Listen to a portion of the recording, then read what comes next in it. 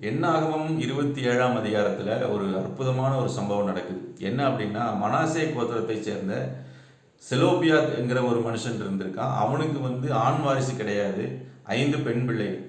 இந்த 5 பெண் பிள்ளைகளும் மோசேட்ட கேட்குறாங்க, கானான் தேசத்தில் எங்களுக்கு சுதந்திரம் வேணும். ஏன் இப்படி கேட்குறாங்க அப்படின்னு சொன்னால், ஆண்டவர் ஒரு பிரமாணத்தை வகுத்து வச்சுருந்தார். என்ன அப்படின்னா, கானான் தேசத்துக்கு போகும்போது தேசத்தை பங்கிடும்போது ஒவ்வொரு கோத்திரத்திலையும் எத்தனை ஆண் வாரிசு, எத்தனை ஆண் பிள்ளைகள் இருக்கிறாங்கன்னு கணக்கெடுத்து அவங்களுடைய எண்ணிக்கைக்கு தகுந்த மாதிரி நீங்கள் ஏரியாவை பிரித்து அவங்களுக்கு பங்கிட்டு கொடுக்க வேண்டும்.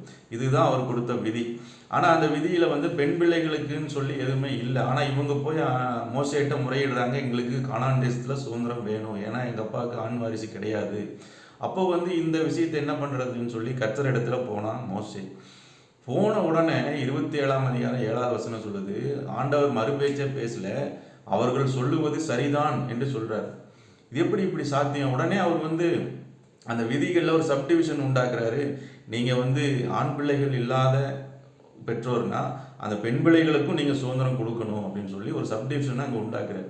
இப்போ பாருங்கள், இது எப்படி சாத்தியம்? ஆண்டவர் உடனே இதை அக்செப்ட் பண்ணுறதுக்கு காரணம் என்ன அப்படின்னா, இந்த செலோப்பியாத்தின் குமாரத்திகளுக்குள்ளே இருக்கிற அந்த விசுவாசம். என்ன விசுவாசம் அப்படின்னா, இன்னும் கானான் தேசத்துக்கு இவங்க போகவே இல்லை. இது மோசேயின் நாட்களில் நடக்குது. யோசுவாவின் நாட்களில் தான் கானான் தேசத்துக்கு போனாங்க.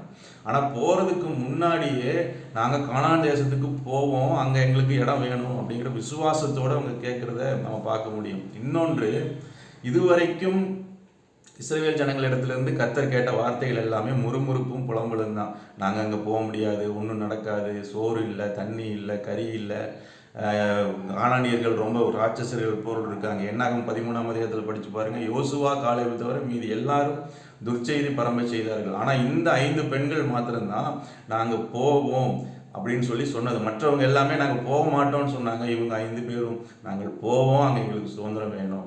அப்போ இந்த விசுவாசத்தை கர்த்தர் கனப்படுத்துகிறார். இன்னொன்று, இவர்கள் வனாந்தரத்தில் பிறந்த பிள்ளைகள், இன்னும் திருமணம் ஆகலை. அவங்க வனாந்தரத்தில் முன்னாடியே எகிப்திலிருந்து புறப்பட்டவர்கள்லாம் பார்த்தீங்கன்னா பல அதிசயங்களை பார்த்தாங்க, வாதைகளை பார்த்தாங்க, செங்கடல் பிளந்ததை பார்த்தாங்க, பல அற்புதங்கள் நடந்தது. ஆனால் இவங்க எதையுமே பார்க்கல. அவங்களுக்கு இல்லாத ஒரு விசுவாசம், எதுவுமே பார்க்காம வனாந்தரத்தில் பிறந்த இந்த பிள்ளைகளுக்கு இருந்தது.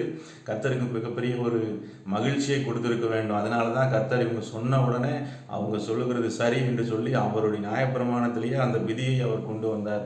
கர்த்தருக்கு ஸ்தோத்திரம். அதனால நம்ம இப்படிப்பட்ட ஒரு விசுவாசத்தை கர்த்தரிடத்தில் வெளிப்படுத்துவோமானால் நம்மையும் கர்த்தர் இப்படி ஆசீர்வதிக்க வல்லமை உள்ளவராக இருக்கிறார்.